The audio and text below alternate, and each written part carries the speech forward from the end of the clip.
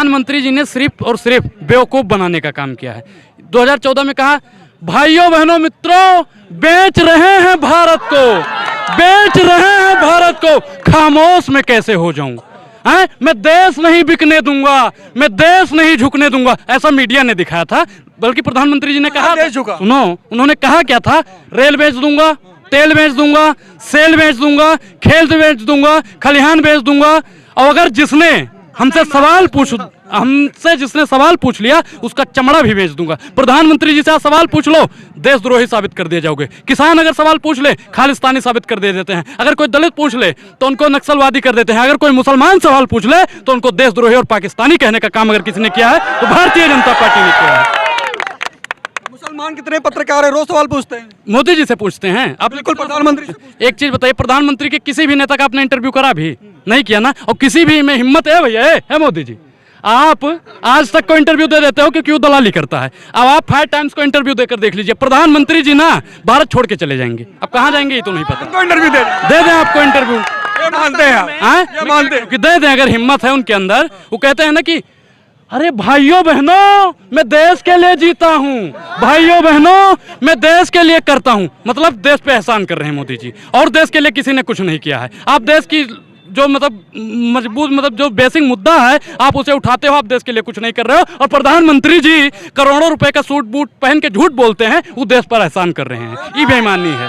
कहते हैं ना 70 साल कांग्रेस ने लूटा, अब हम आगे देश को आगे ले जा रहे हैं। एक चीज बताइए, क्या लूट लिया कांग्रेस ने? कांग्रेस ने जितना बनाया है उतना भारतीय जनता पार्टी बेचने का काम कर रही है। IIT किसने बनाया, IIM किसने बनाया है, एम्स किसने बनाया बताइए, बस किसने बनाया, ट्रेन किसने बनाया? और प्रधानमंत्री जी को सोचना चाहिए, जिस रेलवे स्टेशन में चाय ले लो चाय बेची, वो रेलवे स्टेशन किसने बनाया बताइए?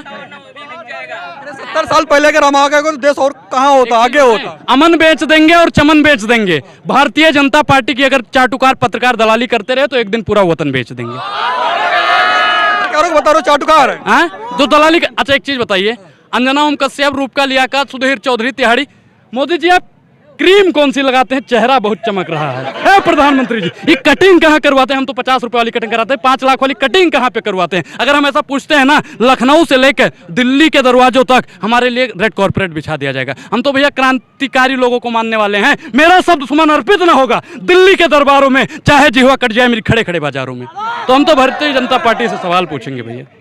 ठीक है, भारतीय जनता पार्टी सवाल पूछ रहे हैं, लेकिन इतना उनका विरोध कर रहे हैं, कुछ तो काम कराया होगा भारतीय जनता पार्टी ने। 2 काम उनका पसंद है भाई, युवाओं के लिए पकौड़ा योजना और अरबपतियों के लिए भगौड़ा योजना। तीसरी कोई योजना जमीनी स्तर पे दिख ही नहीं रही है। भगौड़ा तो ठीक है, भगौड़ा कौन सी योजना? अच्छा एक चीज बताइए, नीरव मोदी कब भागा, ललित मोदी कब भागा, महिल चौकसी कब भागा, और नरेंद्र मोदी कब भागेगा? विजय माल्या तो भाग ही चुका है। नरेंद्र 24 के बाद में मोदी जी ने, आपको भी याद होगा, भाइयों बहनों मित्रों मैं तो फकीर हूँ, झोला उठाऊंगा और चले जाऊंगा। कहाँ जाओगे महाराज? ऐसा थोड़ी जाने देंगे, बाप का राज है, चले जाओगे। कहले बाबा को हम ये बाबा को मत काहे नहीं दिखाएंगे जी? ऐसे मत। अच्छा खाली प्लॉट पे कब्जा कर रहे हैं और दिखाएंगे नहीं? हैं? खाली प्लॉट पे कब्जा है और दिखाएंगे नहीं? देखिए भैया, ये देखिए ये कौन है? ये अंधभक्तों के बाबा धीरेन्द्र के शास्त्री हैं। भैया देखिए, बालेश्वर धाम में हनुमान जी में मेरी आस्था है क्योंकि हम सनातनी हैं। और इस धीरेन्द्र के शास्त्री जो झूठा कब्जा करने की बात करता है, ऐसे व्यक्ति में हमारी कोई आस्था नहीं है। और ऐसे व्यक्ति को देश के गृह मंत्री जी जैसा के पापा संज्ञान लेकर जेल में डाल दें, क्योंकि महिलाओं के साथ में महिला सशक्तिकरण की बात सबसे ज्यादा करके। शास्त्री की आप बात कर रहे हो, कह रहे हमारा साथ तो हिंदू राष्ट्र बनाएंगे, भारत हिंदू राष्ट्र बनाएंगे। एक हिंदू गांव बना दीजिए जी, एक हिंदू मोहल्ला बना दीजिए। अपने भाई को जो ना संभाल पाया, जो घर ना बना पाया हो, वो हिंदू राष्ट्र का खाक बनाएगा। भारत इनके भाई जो थे बहुजन भाई के शादी में कट्टा लहरा रहे थे, सिगरेट ऐसे पी रहे थे जैसे लखनऊ में नवाब नहीं वहीं पे नवाब मध्य प्रदेश में ही हूँ। महाराज इतनी बेशर्मी ऐसे नहीं चाहते हिंदू राष्ट्र बने? भैया हम तो कह रहे हैं कि इस देश को संविधान राष्ट्र बनना चाहिए। और हिंदू राष्ट्र अगर बन जाएगा तो दलितों के लिए क्या सुविधा दी जाएगी? क्या सिलेंडर सस्ता हो जाएगा? क्या महंगाई दूर हो जाएगी? क्या बेरोजगारी मतलब युवाओं को रोजगार मिल जाएगा और आजाद होकर आप पत्रकारिता कर पाएंगे? हिंदू राष्ट्र के 5 फायदे गिनवा दीजिए, मैं संविधान राष्ट्र के 50 फायदे गिनवाने के लिए तैयार। ज्यादा आंदोलन अगर कोई करने वाला है तो मोहनदास करमचंद गांधी। ठीक, उन्होंने अपनी पत्नी कभी नहीं छोड़ी हैं।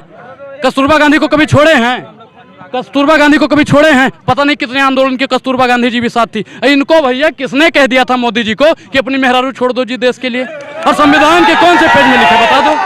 कहाँ पे लिखा है कि पत्नी छोड़ो और देश को जोड़ो? कहाँ लिखा है भाई? 40 करोड़ जनता को अपना परिवार मानने। यहाँ पे 100 लोग लगभग खड़े हैं। किसने कहा था मोदी जी से कि पत्नी छोड़ दो? किसने कहा था? किसने कहा था बताओ? हैं बताओ। अरे देश की पूरे 140 करोड़ जनता को अपना परिवार मान लिया उन्होंने। अपना परिवार मान लिया। एक चीज बताइए कि आपके घर में जितने भी परिवार है ना, आप उनकी रक्षा करते हैं, आप उनकी सुरक्षा करते हैं। शाम को अगर माता जी भूखी है ना तो कहेंगे कि माता जी आपके लिए क्या लेकर आए। और प्रधानमंत्री जी ऐसे हो गए कि 80 साल माँ को भी मार्केटिंग कर डाला। आप कितना भी निकम्मा हो जाओगे ना, आप कितना भी निकम्मा हो जाओगे, लेकिन नोटबंदी के बाद में अपनी माँ को एटीएम के सामने नहीं खड़ा करोगे। ये मार्केटिंग